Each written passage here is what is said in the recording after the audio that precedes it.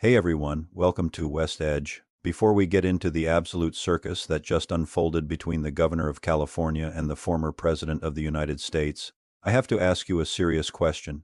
Do you feel like your leaders are focused on fixing your roads, lowering your gas prices, and keeping your communities safe? Or do you feel like you are watching two rich guys arguing in a schoolyard while the building burns down behind them? Because what I am about to show you regarding Gavin Newsom and Donald Trump isn't just a Twitter feud, it is a preview of the absolute chaos coming in 2028, and it reveals exactly what Governor Newsom is prioritizing while California faces some of its hardest days. If you think this is just harmless banter, think again. This is about the future of the Democratic Party, the future of the presidency, and ultimately, the future of your wallet. So, drop a comment right now and tell me, do you think Gavin Newsom is running for president in 2028, or is he just trolling for attention? Let me know your thoughts because I am seeing a pattern here that we need to talk about. And hey, if you want the real story on California politics without the sugarcoating, hit that subscribe button. Let's get into it. Let me take you to Monday, November 10th.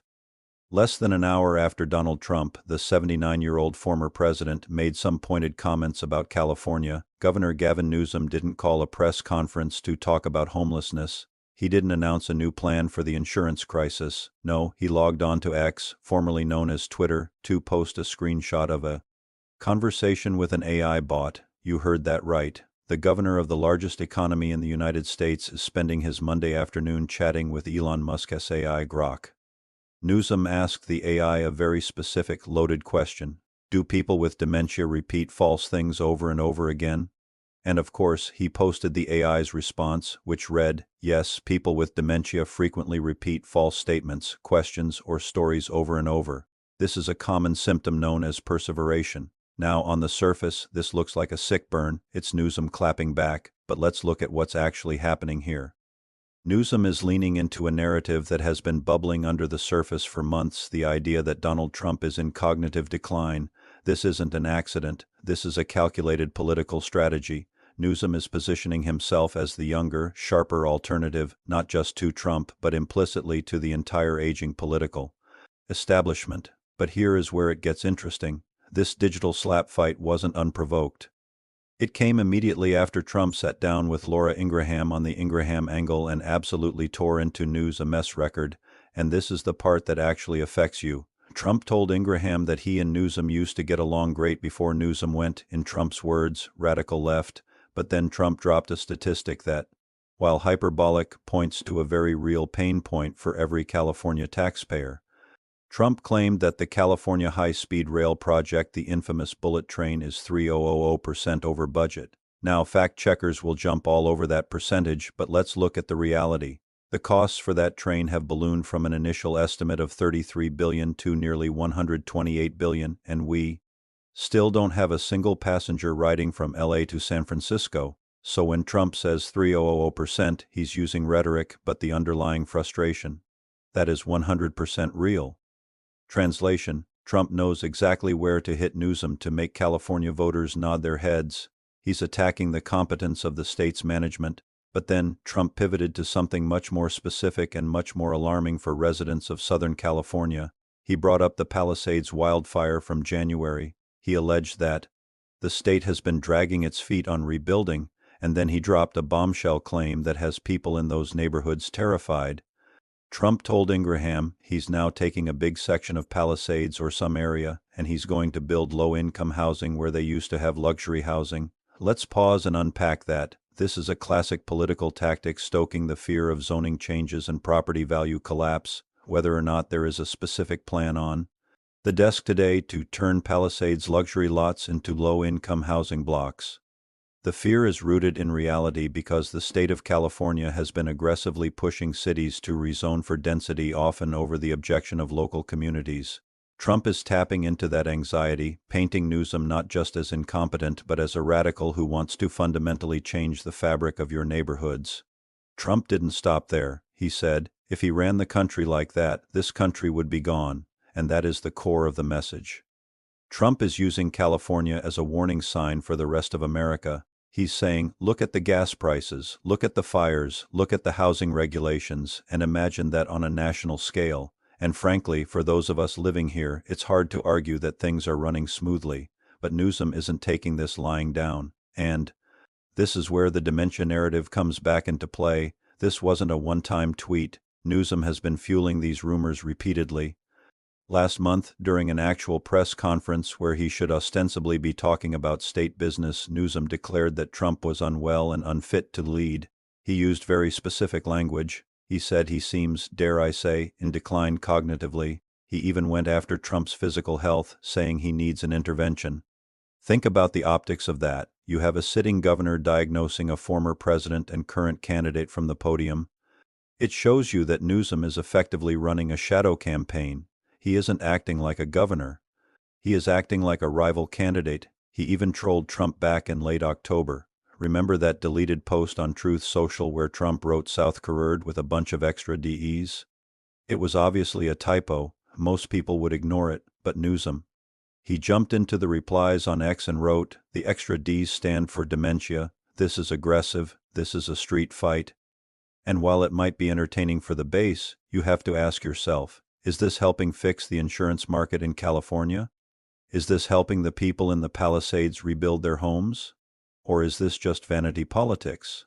And it's not just the cognitive stuff. The media has been reporting on Trump's physical condition too. There were reports in July about chronic venous insufficiency, which is a fancy way of saying poor blood flow in the legs. Newsom knows all of this. He is leveraging every single rumor to paint Trump as a man of the past, physically and mentally crumbling. But here is the irony.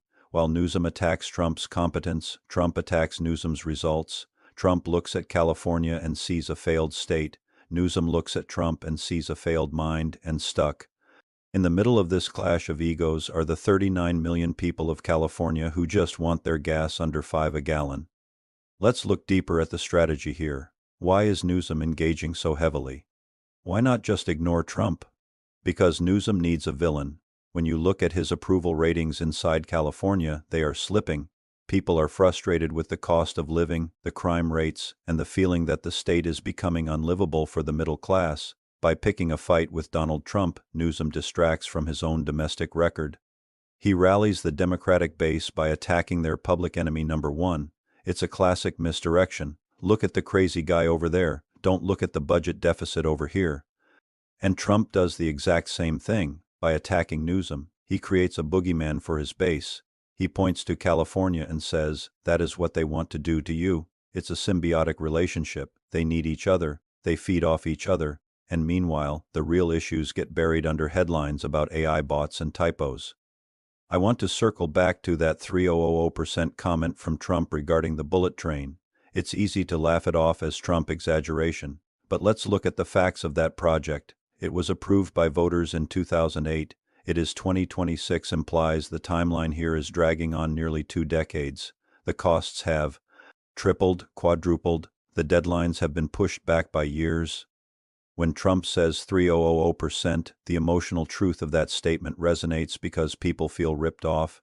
They feel like the government promised a Ferrari and delivered a bill for a rocket ship without even giving them a bicycle. That frustration is what Trump is harvesting, and Newsom's response isn't to fix the train or explain the budget. His response is to say, you have dementia. Do you see the disconnect? One is attacking policy, albeit with hyperbole, and the other is attacking the person. And what about the housing claim? Low-income housing in the Palisades. This is a specific trigger for wealthy coastal homeowners. By floating this idea, Trump is trying to drive a wedge between Newsom and the wealthy donors who support the Democratic Party. He's telling them, Newsom is coming for your property values. Even if it's not true in the specifics of a current bill, the regulatory environment in California is pushing for exactly that kind of density.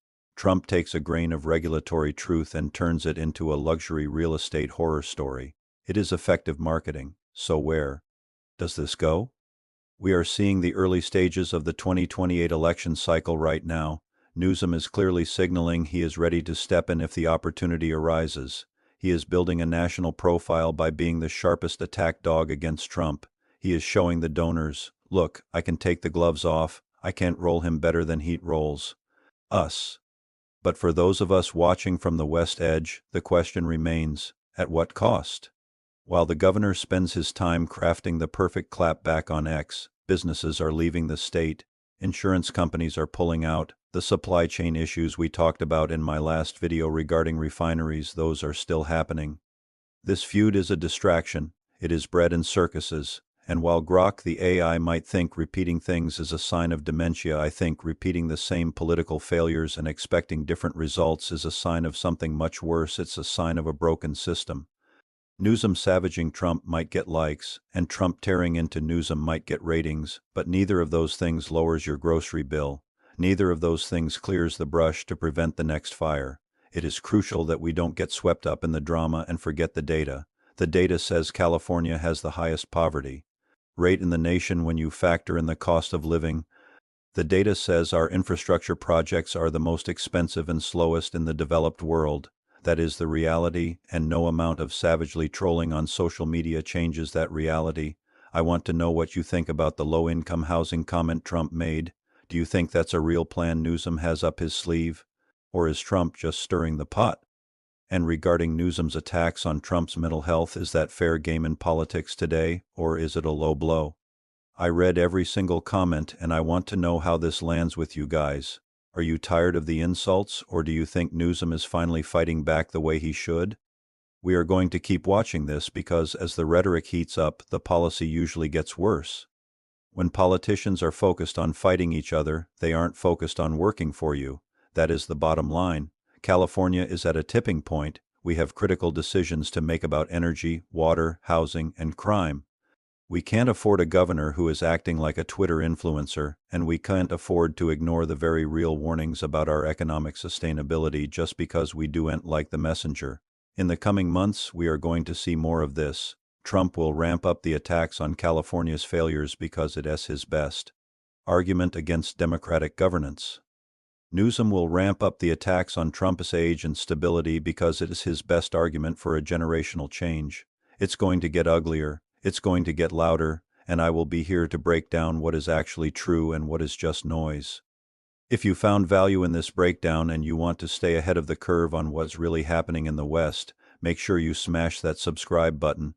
Share this video with a friend who thinks Newsom is just doing a great job, or share it with a friend who thinks Trump is the only one telling the truth. We need to get everyone on the same page about the reality on the ground.